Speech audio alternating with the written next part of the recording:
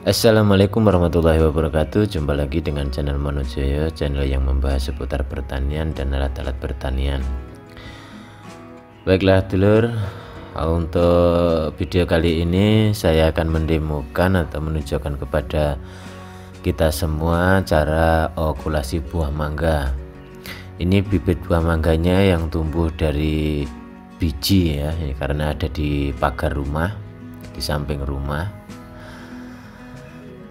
Ini akan saya tunjukkan cara saya membuat okulasi sisip samping. Ambil dari bawah, jangan terlalu rendah ya. Kalau saya sekitar satu jengkal atau lebih juga bisa, atau kurang pun juga bisa. Intinya pilih permukaan yang datar atau yang rata. Kulitnya dikikis dulu sampai, jangan dalam-dalam juga sih. Yang penting bersih saja untuk menghindari nanti kalau sudah kita iris, kita ikat tidak masuk atau mengotori koyakan itu. Ambil saja arah seberapa panjang yang kita mau. Jangan juga terlalu pendek, biar yang melekat nantinya itu agak juga panjang. Nah, segini pun tidak apa-apa, ini segini. Dan kalau mau ngoyak ini los saja, oke, jangan ragu-ragu. Karena apa? Walaupun kena kayu tidak apa-apa. Entresnya diukur, panjangnya itu kira-kira seberapa kita mau ngoyaknya, disamakan dengan yang koyakan di pokoknya itu. Cara ngikisnya ini, cara irisnya ini, usahakan yang rata betul ya, yang rata betul, jangan gelombang, biar melekat entres sama koyakan di pokok sana, di pohonnya sana itu bisa melekat semuanya, tidak ada rongga sedikit pun. Jadi akan mudah sekali tercantum jadi satu dan mudah sekali untuk hidup. Tekan ke bawah begini biar nancap yang di bawah itu, kemudian ikat. Ini plastik yang saya gunakan pun plastik bekas, bukan bekas ya, untuk bungkus es lilin itu.